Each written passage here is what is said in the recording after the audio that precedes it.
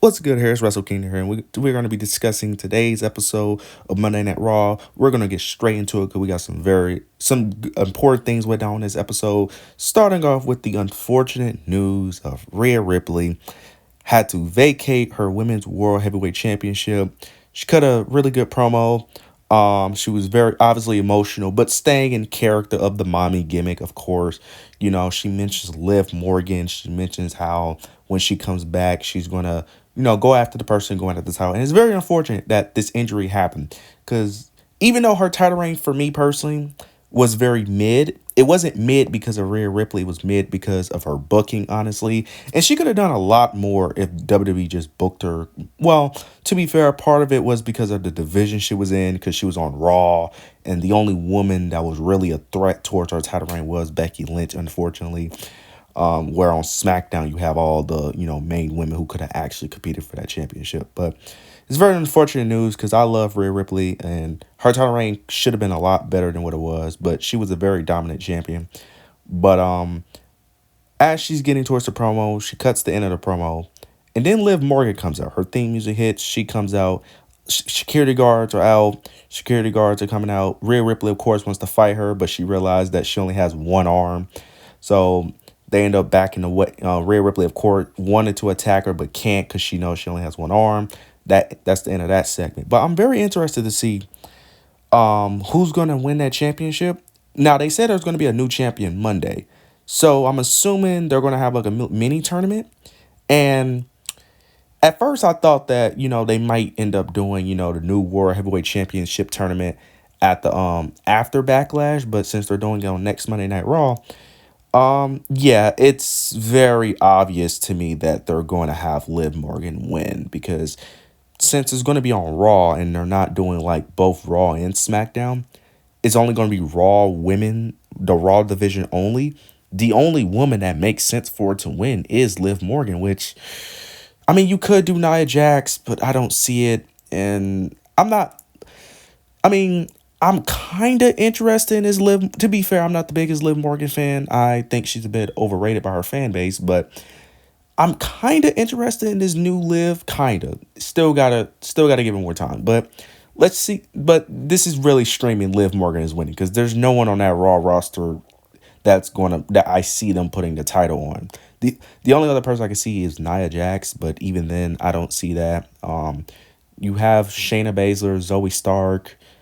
That's really it on that Raw roster. The Raw division in terms of women is very lackluster. So you could have had Raquel, but Raquel is dealing with some personal issues. I think she has like a skin condition she's dealing with, so she has that. But I'm very interested to see who will be the new Raw the new Women's World Heavyweight Championship. I'm very interested to see who comes out of that tournament and who will be the new World Heavyweight Champion for the women's. Next up, we got Sheamus ends up returning, facing Ivar. This was a decent match, very solid match, good first match for Sheamus to come back. Don't know why Sheamus was on Raw. He's a SmackDown guy. Don't understand that, but no, nonetheless, this was a very good match. Some interesting moves ended up happening. I want to get to the finishing sequence though, because this match wasn't anything special, but it was a decent match though. Ivar tries to go for a springboard off the middle rope. Sheamus ends up doing a running knee, caught him in midair, does another running knee, and then ends up hitting him with the bro kick for the victory. Good match. Crowd was electric for him, of course. In Montreal. Sheamus return. Got to make a big deal of that. But very excited to see what Sheamus does. Very great in-ring performer. Can't wait to see where he goes and see if they continue his story with the Intercontinental title. And that's basically it. Nothing more. This was just a match to just showcase Sheamus in his return. Next up, we got the new tag team titles for Raw, and these designs are good. They're good designs. They're really good designs. I would give it like a 8 out of 10. These designs are really cool. Better than them fucking coin quarter championships. Good thing they got rid of those. I'm so glad. But I want to start off with Triple H was in the ring. He's giving his promo. Nothing major, but one thing I notice is they keep talking about a new era. And I love that they keep bringing this up because you could definitely tell this is a new era of wrestling. Everything about WWE now than it was 3 to 4 years ago is completely different than what it was in the 2010s. Like it's just completely different, and I love what Triple H is doing. But Triple H is calling it a new era, and he ends up talking to Miz and Truth. They was in the ring with Adam Pearce, and he ends up saying that these championships would be called the World Tag Team Champions, which I do like. I do like they're not calling it Raw and SmackDown. I love that they're going to call it the World Tag Team Championships. When Triple H ends up revealing the tag team titles, R-Truth starts getting very excited, very shocked, going all over the place. And he ends up alluding to magic tricks, ends up talking about how magicians pulled, he ends up saying that he saw a magician pulls a bunny out of a hat, a cat out of a hat. He saw a woman get chopped in half, but he says, I never seen championships come out of thin oxygen. And that was a hilarious because he thought that Triple H did a magic trick to bring new tag team titles in front of him. Of course, they're all trying to convince him that that's not what's going on. The Miz ends up talking about Triple H. R-Truth is confused because he's like, Triple H is not in the ring. He ends up saying that's Tommaso Ciampa. They're still going with that joke. I love. Um, Miz ends up trying to give tries one more time to get Truth to understand. He ends up speaking in the language of Montreal. I don't know the language, but he ends up speaking in their language. R-Truth finally understands, of course, in a different language about the new tag team titles. And now those are the new tag team titles, which I really enjoy.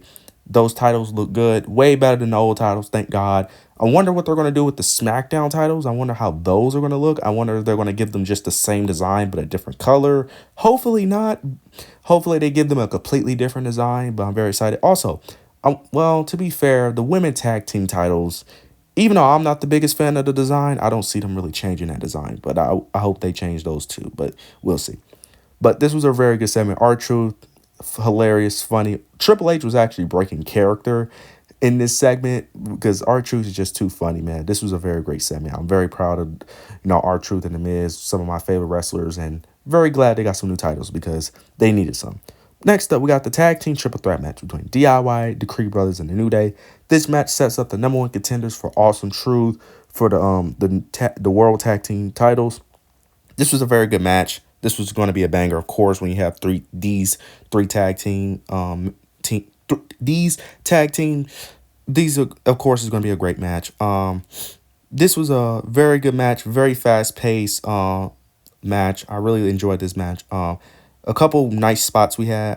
It was a nice spot where the Creed brothers end up catching Tommaso Ciampa and Johnny Gargano off of a suicide dive. They're holding him, and then the New Day ends up doing a suicide dive on top of all of the members in the match between the New Day and no, not the New Day. I mean DIY and the Creed brothers, as the Creed brother was holding DIY. Xavier Woods, Kofi Kingston ends up doing a suicide dive on the outside, ends up jumping on both tag teams. I think they jumped the commercial after that, if I'm not mistaken. But then we had a sequence with Julius Creed showing his amazing athleticism. He did a belly to belly. He did like 3 to 4 belly to bellies to everyone in the ring. He did a belly to belly to Kobe. Then he did it to Xavier. Then I think he did it to Johnny I think he did it to Johnny, and then he ends up doing a suplex towards Tommaso Ciampa. Really love that sequence. Then we end up having a cool sequence where Julius Creed ends up doing a suplex into a pin to the New Day, to both New Day members, to Kofi Kingston and Xavier Woods. He suplexed them both at the same time, goes for the pin. Same thing with Brutus. Brutus ends up, I think he already had Tommaso Ciampa into a pin sequence, and then he ends up doing a suplex while in the pin sequence to Johnny Gargano to pin him at the same time. Love that sequence. Then I think the closing sequence where Julius Creed ends up doing a suplex to Kofi off the top rope. Xavier Woods does his elbow drop, goes for the pin. Johnny Gargano and Tommaso Ciampa. Johnny Gargano ends up doing a super kick, and Tommaso Ciampa ends up doing a running knee to the back of the head. And then they picked up the victory, and they're the number one contenders for the World Tag Team Championships. I'm assuming they're going to face that Backlash. I don't think they're going to win that match. Technically speaking, DIY should win against Awesome Truth, but probably something's going to happen where Awesome Truth ends up winning. I just don't see them losing that early. But to be fair, I don't think they're going to have a long run. I think they're going to probably have like a 2 to 3 month reign.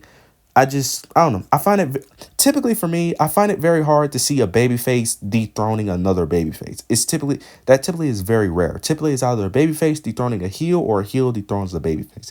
It's very rare where you see an instance from what I have seen where a babyface ends up dethroning another babyface. You very rarely sees it, but I'm very interested in that matchup. Next up, we got Candice LeRae, Indi Hartwell versus Maxine Dupree, Ivy Nile. Nothing more to really go off this match, to be honest, but mainly the ending sequence that's mainly important. This match was nothing special.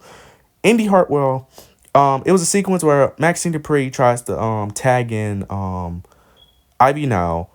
Indi Hartwell tries to go in the ring to stop her, but the ref is preventing her to not come in the ring, which is very shocking because tag teams always do that when they're not supposed to get in the ring. But for this particular situation, all of a sudden the ref want to do their jobs all of a sudden. But the ref is trying to prevent Indi Hartwell from coming in the ring because she's not tagged in.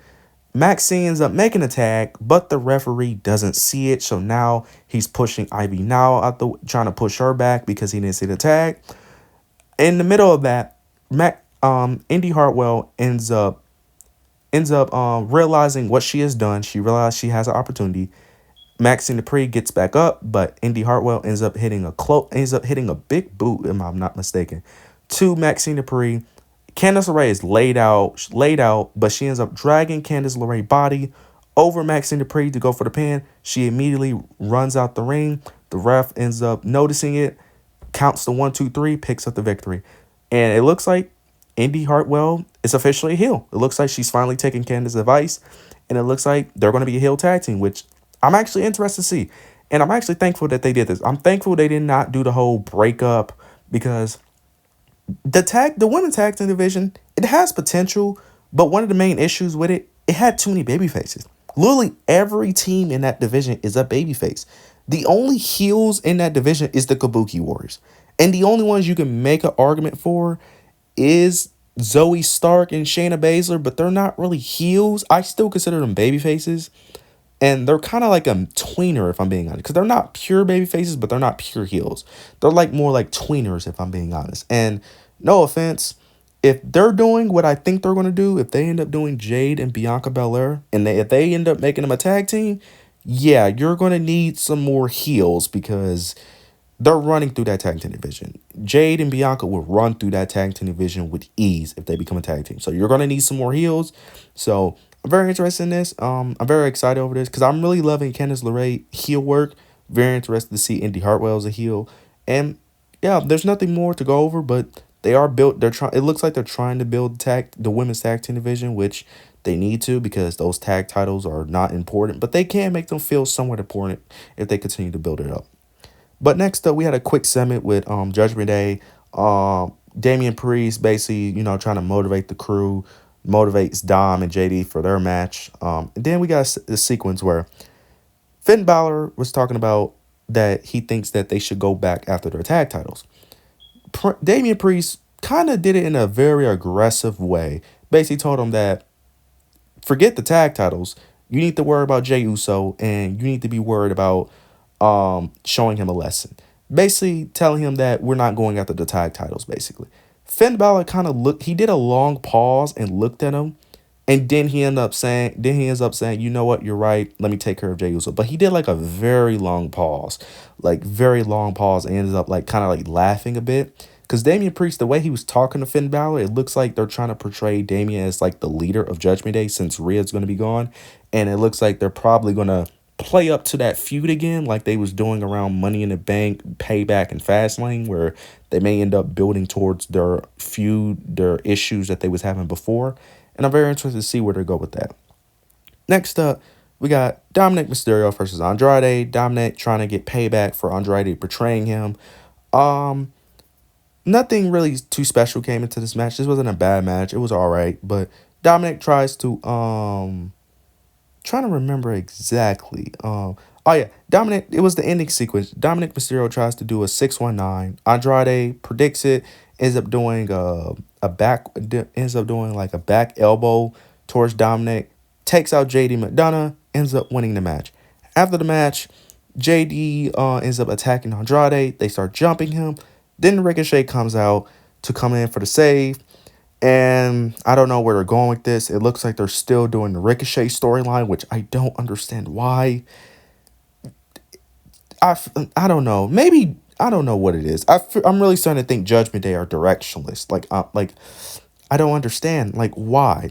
Why? I get that someone probably could have made the save, but really, we're still doing this Ricochet stuff. Like I guess Ricochet gets to be on TV, and I like Ricochet, so I guess this gives Ricochet TV time because Ricochet wasn't doing anything. So I guess for that, but I'm not really interested in this storyline to be honest with you. I'm not really interested in JD or Dominic, to be honest with you. And I'm very interested to see how Judgment Day acts without Rhea, because I'm not saying that Rhea Ripley carries that faction, but she's a big reason why Judgment Day is as popular and they're as good as they are. No offense. Especially Dominic, because a lot of you guys like Dominic. Me personally, I'm not the biggest fan of Dominic. I think he's decent, but I think people overrate how good Dominic is, especially as a heel, because I get that he gets heel heat. I get that, but a lot of his heel heat is by him just not really doing anything. But like I said, I think Dominic is decent, but I don't think he's as good as people make him out to be. So I'm very interested to see how they do without Rhea Ripley on TV. So I still think they'll be a decent faction. They're definitely going to fall off a bit without Rhea Ripley, but I hope they could prove me wrong, though. But next up, we got Kaden Carter, Katana Chance versus Chelsea Green and Piper Niven. I'm not going over this match. There's not really much to tell. Chelsea Green ends up picking up the victory. They didn't cheat to win. They end up getting a clean victory, shockingly. Not really much, but they're showcasing the women's tag team division, which I can appreciate because they really need to build up that tag team division, and I hope they continue to do this to build up the tag team division in the women's because it really needs some help. But next up, we got Cody Rhodes, cuts a promo. He starts mentioning his opponents for Backlash, either LA Knight or AJ Styles. Most likely going to be AJ Styles. He ends up showing appreciation to Seth Rollins for being his shield at WrestleMania. He starts mentioning The Rock. He talked about how The Rock had special training, had all of these special trainers to help him, and talked about how The Rock has more matches in him. Very interesting, he alluded to Rock having more potential matches. Potentially one with him, and I'm assuming one with Roman Reigns eventually. Then he ends up saying that The Rock told him that he was going to make him bleed again. Cody ends up responding, ends up saying that you're probably right, but if I'm going to bleed, you're going to bleed with me. Then he ends up alluding to Tama Tonga's debut, mentions the bloodline, and then he ends up mentioning how that was the order of the tribal chief, Roman Reigns, but Roman Reigns wasn't on SmackDown. I love how they're doing that. They're kind of teasing how Roman Reigns may not be in charge, how it could potentially be The Rock, or it could still be Solo. I love how he alluded to that. He ends up calling out Jey Uso, shows appreciation to Jey Uso, and he talks about Jey Uso's World Heavyweight Championship match. And then he ends up saying that I want to help him. Basically, he wants to give help to Jey Uso. Jey Uso being the stupid babyface that all babyfaces are for whatever reason. I don't know why they book him like this. I have to do it on my own. I hate when babyfaces do this. Now, I think I know why they're doing this. I think they're going to do the whole Jey Uso doing it on his own simply because they want Damian Priest to retain. Because if Cody Rhodes is helping Jey Uso, Damian Priest is losing that title for sure. Because Cody Rhodes could easily 1v3 Judgment Day alone. So I get it, but I hate when babyfaces are so stupid. Like, they're going to be interferences, but you're still going to fight them alone. I hate when babyfaces do dumb stuff like that. Because then when they lose the match, they either do one or two things. Complain that they got cheated even though you wanted to do it alone, or be confused and shocked. Like, I don't understand. But Jey Uso ends up declining, says he got to do it on his own. And that's basically the promo segment. So if the idea is that Jey Uso is going to lose because he want to be stupid, sure. Now they could do the whole Finn Balor thing where Finn Balor turns on Damian, but I think it's a little too soon for that for right now though. But that leads to the next thing is Jey Uso, Finn Balor. They had a decent match, solid match. Jey Uso ends up picking up the victory. Damian Priest ends up coming out. They have a little stare down. That was just to set up Judgment Day to attack him. JD and Dominic are all attacking him. Now, Damian and Finn had a little moment where Finn Balor was like yelling at Damian, but then Finn Balor ends up attacking Jey Uso. Don't know what that was about, but I'm assuming that's building up more animosity that Finn Balor is going to have for Damian Priest. But they get to the outside. Jey Uso ends up getting the upper hand somehow when it's 3v1, of course, making Judgment Day look stupid. But to be fair, they always do that with heels, where heels end up supposed to jump the baby face, but instead of jumping them at the same time, they all go one by one. So Jey Uso super kicks Dominant. Then he ends up taking out JD. He ends up going into the crowd, escaping, and then he ends up escaping through the crowd. Then they end up doing this very cool transition where Jey Uso is running through the crowd. He goes all the way to like the I don't know what it's called, but he's going through fans, going through the building entrance and all that. Then he ends up going to outside all the way till he meets Sami Zayn. I was wondering where they was going because they was following Jay for a while. Saying Jey Uso had a little moment. Jey Uso basically wants him, pick up the victory. Now we get to Sami Zayn versus Chad Gable, and this was very great. This was great. This was an amazing match. The crowd was electric. I love Sami Zayn's entrance. His entrance through the crowd, amazing. The crowd, of course, is in Montreal. Of course, he's going to be a fan favorite. Gable was getting booed throughout this match. Of course, you're not going to beat the hometown hero, the fan favorite in their hometown. Of course, you're going to get booed. This was a very good match. They was telling a story of Sami Zayn and his leg. Gable ends up tripping Sami Zayn off the top rope, injuring his leg. Gable was constantly attacking the leg throughout the match. We had a very cool sequence where Gable was on the outside. Chad Gable did this crazy like springboard maneuver where he ends up bouncing off the ropes and then ends up going into a backflip on the outside. That was amazing. We ends up going into a commercial after that. It shows Gable ends up doing a suplex off the top rope to Sami Zayn. Then we had a cool sequence where Gable is doing German suplex. He does a German suplex, does another one. Sami Zayn reverses the third one. Then Sami Zayn does a suplex. Does a suplex, then does another one. Chad Gable reverses it, does a suplex. Then Chad Gable goes for another suplex, but Sami Zayn reverses it. He suplex. Then they end up going into a sequence where Chad Gable and Sami Zayn are both countering each other's suplexes, reversing it back and forth, back and forth, back and forth. They did this like 4 to 5 times, and then Sami Zayn finally gets the upper hand and suplexes Chad Gable. That was a very good sequence. Then Sami Zayn tries to go for a submission, but his legs ends up giving out. Chad Gable ends up I think Chad Gable ends up going for a moonsault. Yeah, he goes for a moonsault, misses the moonsault, goes into an ankle lock, and I thought he was going to tap out. For a split second, I thought Sami Zayn was going to tap out. But after Sami Zayn got close to the ropes and Chad Gable pulled him back, I kind of knew Chad Gable was going to lose this match, which I did end up predicting. Sami Zayn ends up reversing it, of course, sets him up for the haluva kick, hits the haluva kick, got him for the 1, 2, 3. My prediction was right. There was no way Sami Zayn was going to lose. But after the match, Sami Zayn is celebrating with his wife. Chad Gable ends up attacking Sami Zayn from behind. And Chad Gable turned heel. Which shocked me because I didn't think they was going to pull the trigger. And to be honest with you, I don't understand why. I don't get it. The only reason I could think of is for Sami Zayn to have a match at Backlash. That's the only thing I could think of. Because the draft is going to be after Backlash. So, well, actually, I think the draft is April 26th and Backlash isn't until May, actually. So, I'm not understanding this because if the whole point is for Chad Gable to turn heel and you want us to take him seriously, the thing is, he lost twice to Sami already. He lost once in the gauntlet match. And Sami Zayn was already exhausted and tired out in that gauntlet match. Sami Zayn came in like second or third, and Chad Gable came in at fifth. So it's like you had the upper hand in the gauntlet match. Then now in this match where Sami Zayn potentially had a leg injury and you still couldn't win, and now all of a sudden a heel turn is supposed to make me believe it. Like, if you wanted him now, here's my thing. If you're gonna have Chad Gable beat Sami Zayn at Backlash, my only argument would be that why not couldn't he just win at Monday Night this Raw?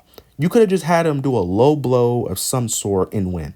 But the only thing I could think of is they're just feeding Chad Gable to Sami Zayn. That's the only thing I can think of. Because it doesn't make sense for Sami to lose at Backlash. Because it's like, he already won with a messed up leg, and he already won when Chad Gable had the upper hand in the gauntlet match. So it doesn't make sense for Chad Gable to all of a sudden beat Sami Zayn now for the third time. You might as well just have Sami 3-0 him. You might as well pull a Cody Rhodes and Seth Rollins at this point. Might as well. There's really no reason. Like, that's the only thing, because I'm not saying I can't take Chad Gable seriously, and I like Chad Gable, but if the whole point was to turn him heel to eventually dethrone Sami, you could have just had him be heel in this match, which he kind of already was. You could have just had him won by heel shenanigans by him attacking the leg like he did, but then end up doing like a low blow of some sort, hitting him with a weapon when the ref wasn't looking, something of that sort. And then you could have just done that. But to be fair, WWE don't do title changes on weekly shows. They only do them on pay-per-views. So to be fair, I understand that. But if that's the case, just have Sami win and we could just move on. Now, I am interested in a heel Gable, don't get me wrong. But like I said, I don't see the point, because I don't see them putting the title on Chad Gable, because Sami already beat him twice, and he beat him when Sami wasn't even at 100% in both those matches. He wasn't. So all of a sudden, Chad Gable is now going to beat him at 100%. I don't see it. But this was a good episode of Monday Night Raw. Very excited. I'm kind of excited for Backlash, even though no matches have been announced. But of course, they're setting up some potential matches, and I'm very excited for this new era, because this new era of wrestling is going to be amazing. Loving what Triple H is doing. But what do you guys think of this episode of Monday Night Raw? Let me know what you guys thought in the comments. Make sure you like, comment, and subscribe. But yeah, that's it.